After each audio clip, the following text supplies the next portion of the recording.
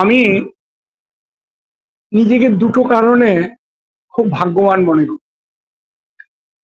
তার একটা কারণ আজকে বলি, অন্য একটা কারণ অন্য একদিন বলবো খুনি। আসলে আমি যেখানে জন্মেছি সেই জায়গাটা একটা লীলাভূমি। শ্রী ঠাকুর অনুকূল চন্দ্রের বাল্য লীলাভূমি এটা, নৈহাটি। এখানে তিনি 2 বছর পড়াশোনা করেছিলেন। তিনি যে স্কুলে পড়েছিলেন সেটি নৈহাটি মহেন্দ্র উচ্চ বিদ্যালয়। 150 বছর অতিক্রান্ত করেছে, অনেক দিন, বহু প্রাচীন স্কুল। ঈশ্বরচন্দ্র বিদ্যাসাগর উচ্চশিক্ষায় শিক্ষিত করার জন্য আমাদের বাঙালিদের তিনি এই ইংরেজি বিদ্যালয়টি উচ্চ বিদ্যালয় স্থাপন করেছিলেন মহেন্দ্রলাল সরকারের সহায়। সেই জন্য এই স্কুলটি সুপ্রাচীন। আর এই স্কুলের খবর সুদূর হিমায়তপুরে মাতা মনমোহিনী দেবীর কাছে পৌঁছেছে। কারণ এই নৈহাটিতে ঠাকুরের এক সম্পর্কের দিদি থাকতেন, দিদি জায়ু এখানে থাকতেন। তাদের সাথে মাতা মনমোহিনী দেবীর দীর্ঘদিনের পরিচয়। ঠাকুর তখন পাবনা ইনস্টিটিউশনে পড়েন। আমি বাংলাদেশ ভ্রমণে গেছিলাম, দীর্ঘদিন বাংলাদেশে ছিলাম আমি। তখন আমি পাবনা ইনস্টিটিউশন, যেখানে ঠাকুর পড়তেন, গোপালবাবুর স্কুল, সেখানে আমি গেছি। সেই স্কুলের আমি ঘরগুলোতে ঘুরেছি, ঘরে ঘুরেছি, ওই স্তম্ভগুলো আমি হাত দিয়েছি, কারণ ঠাকুর ওখানে পড়েছেন। ওটা আমাদের কাছে একটা পবিত্র তীর্থক্ষেত্র। তা সেখানটা তখন সরকারি ওরকম অ্যাফিলিয়েশন হয়নি। তাই জন্য মা বললেন, অনুকূল, তুই একটি সরকারি অ্যাফিলিয়েটেড স্কুলে পড়। আমি খবর পেয়েছি নৈহাটিতে তোর দিদি যে থাকেন, সেই নৈহাটিতে একটি স্কুল আছে, যা পণ্ডিত ঈশ্বরচন্দ্র বিদ্যাসাগরের প্রেরণায় তৈরি হয়েছে, ইংলিশ মিডিয়াম স্কুল। তুই তো দিদির কাছে যা। সুতরাং গোপালবাবুর পাঠশালা, গোপালবাবুর যে স্কুল, সেখানে পাঠ শেষ হলো। সেখান থেকে ঠাকুর নৈহাটিতে আসেন। এই জন্যই নৈহাটি তার বাল্য লীলাভূমির একটা অংশ। এখানে তিনি তার কৈশোর জীবনের 2 বছর পড়াশোনা করে কাটিয়েছেন। আমিও সেই স্কুলে পড়েছি। সেই বাড়িটি এখনো আছে যেখানে ঠাকুর পড়াশোনা করেছিলেন।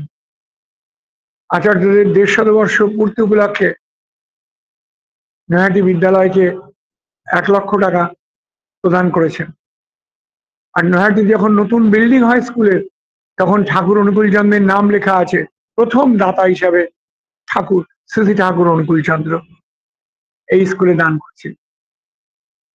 তো সেই স্কুল যেখানে ঠাকুরের লীলার, পড়াশোনার যে লীলার একটা অংশ রয়েছে, যখন তিনি এখানে আসেন একদম কিশোর, নৈহাটি স্কুলের যারা মাস্টারমশাই তারা তাকে নেবেন না, কারণ ক্লাস অনেক দূর এগিয়ে গেছে।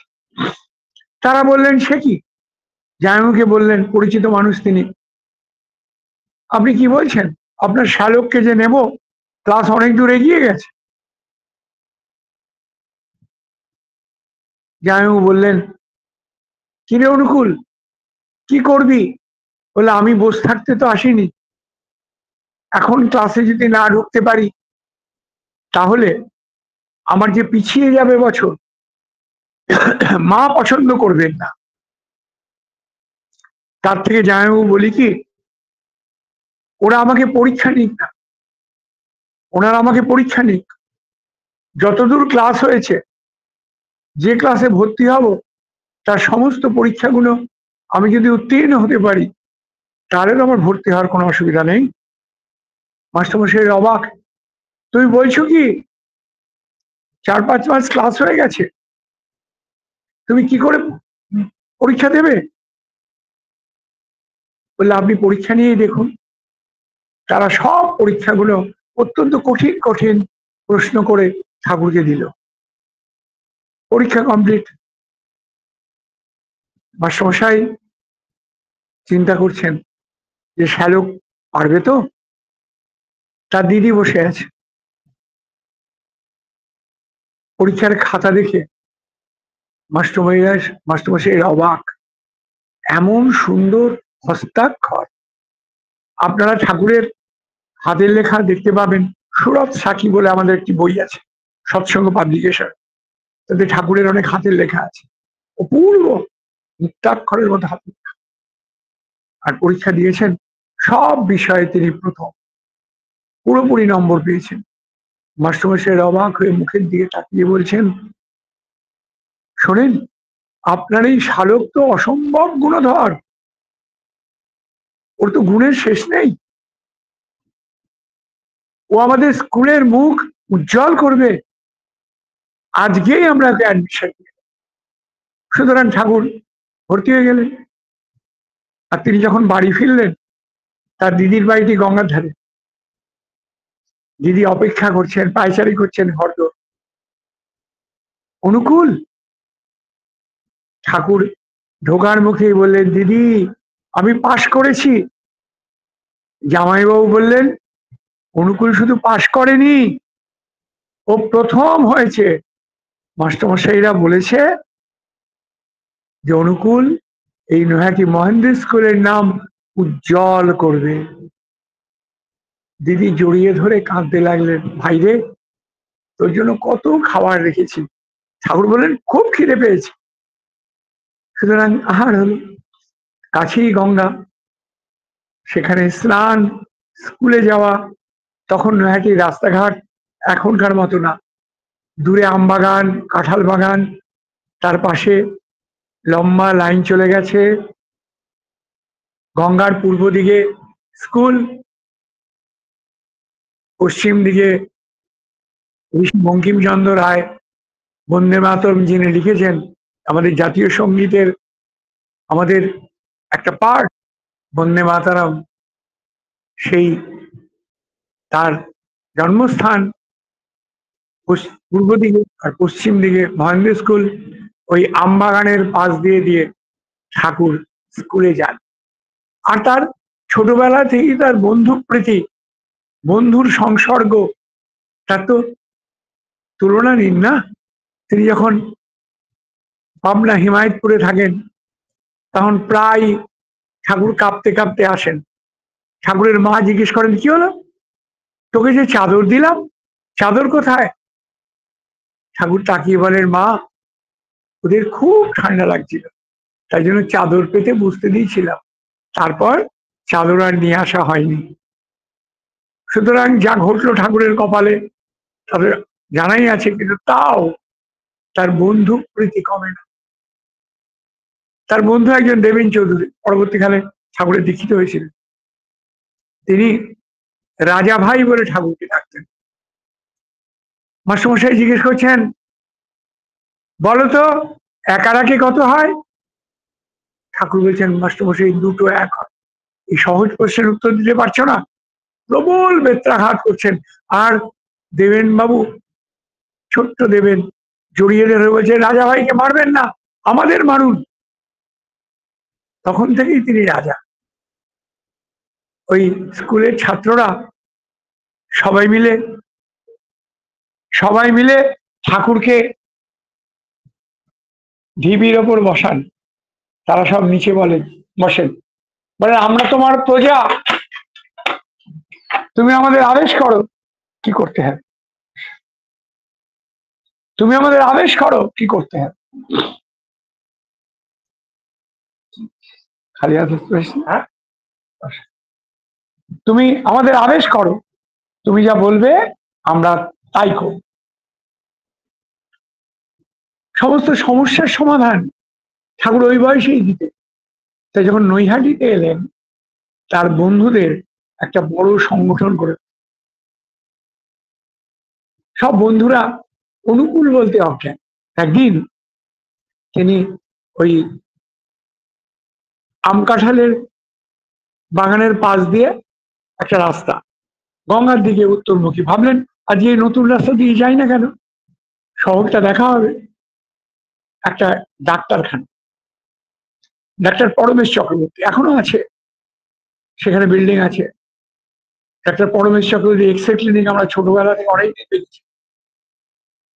ডাক্তারবাবু ভেতরে বসে আছে, হঠাৎ করে তার নজর পড়ল ওই ফুটফুটে বাচ্চাটার, ওই কিশোর, জল জল করছে চেহারা।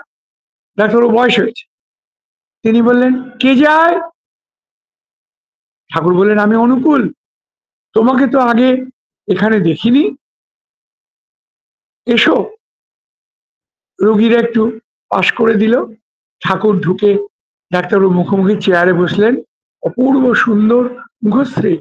ডাক্তারবাবু মুগ্ধ হয়ে তাকিয়ে বলছেন, তুমি কোথায় উঠেছো, এখানে কোথায় থাকো? যেমন নাম বললেন, বললেন হ্যাঁ হ্যাঁ ওনাকে তো আমি চিনি। তোমার পড়াশোনা কেমন হচ্ছে? বললে আগে ভালো হচ্ছে, তুমি আমার এখানে মাঝে মাঝে আসবে, তোমার সাথে কথা বলে খুব আনন্দ রইল। সুতরাং ঠাকুরের একটা নতুন ডাক্তার বন্ধু জুটে, এরম ভাবে তার বন্ধু বাড়তে লাগলো। ডাক্তারবাবুর সাথে গল্প করেন।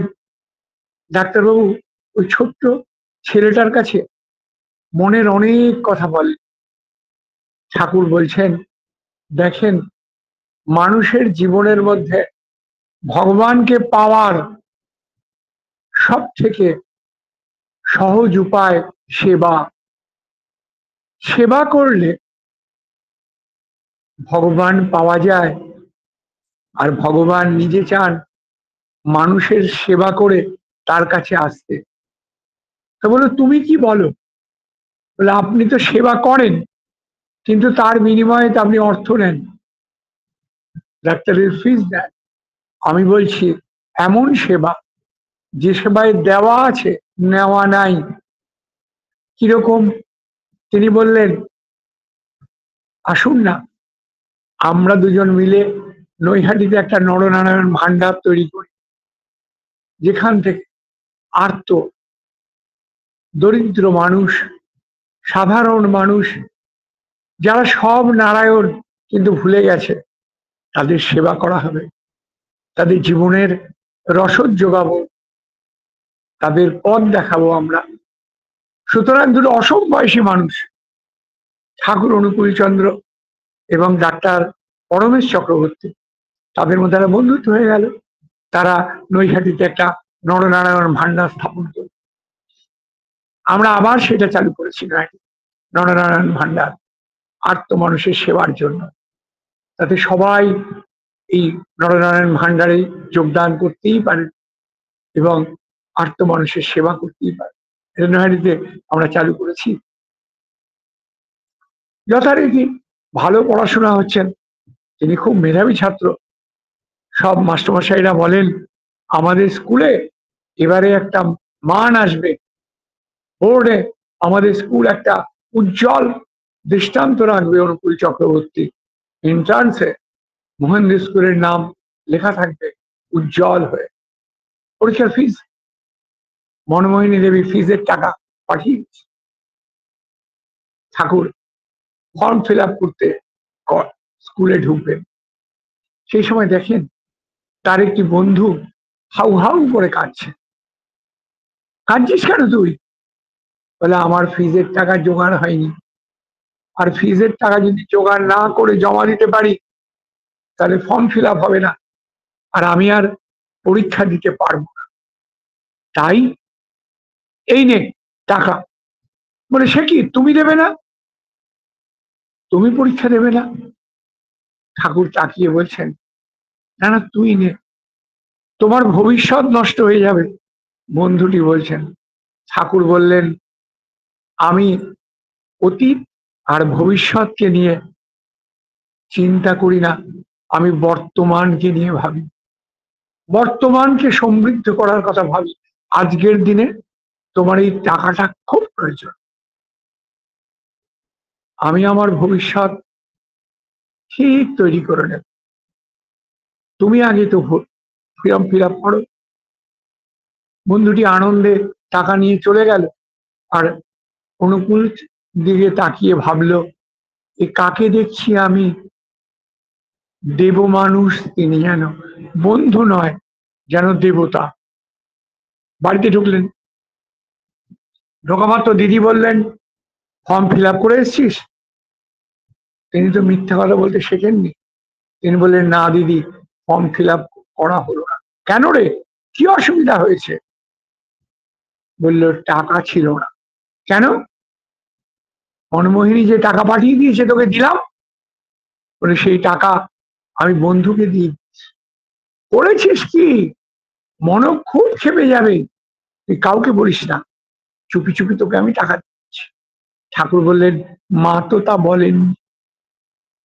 মা বলেননি টাকা নেওয়ার জন্য আমি নিতে পারবো। দিদি, আমি পরীক্ষা দেব। দিদি অবাক, জামাইবাবু বললেন, পাগলামি করছিস? আমি মানুষের জন্য যদি পাগল হতে হয় আমার একটু আপত্তি নেই জামাইবাবু। বিকেলে ডাক্তারবাবু চেম্বার। কি, আজকে ফর্ম ফিল আপ করে এলে তো? না ডাক্তারবাবু, ফর্ম ফিল আপ করা হলো না। কেন? টাকাটা দিয়ে দিয়েছি।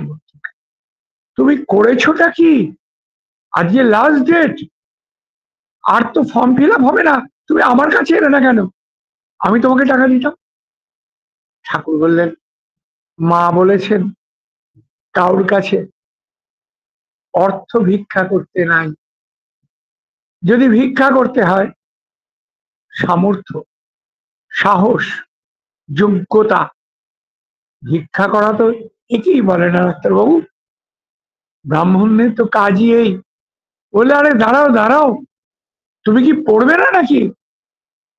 বলে, অন্য কিছু পড়ার থাকলে পড়তে পারি। বললেন, শোনো, কলকাতায় ন্যাশনাল মেডিকেল কলেজ হয়েছে, আমার খুব চেনাশোনা আছে। ওখানকার যিনি প্রিন্সিপাল, তিনি আমার খুব পরিচিত।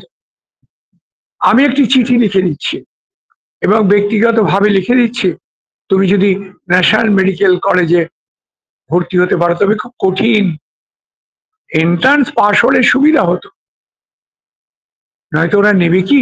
তাও লিখে দিলাম।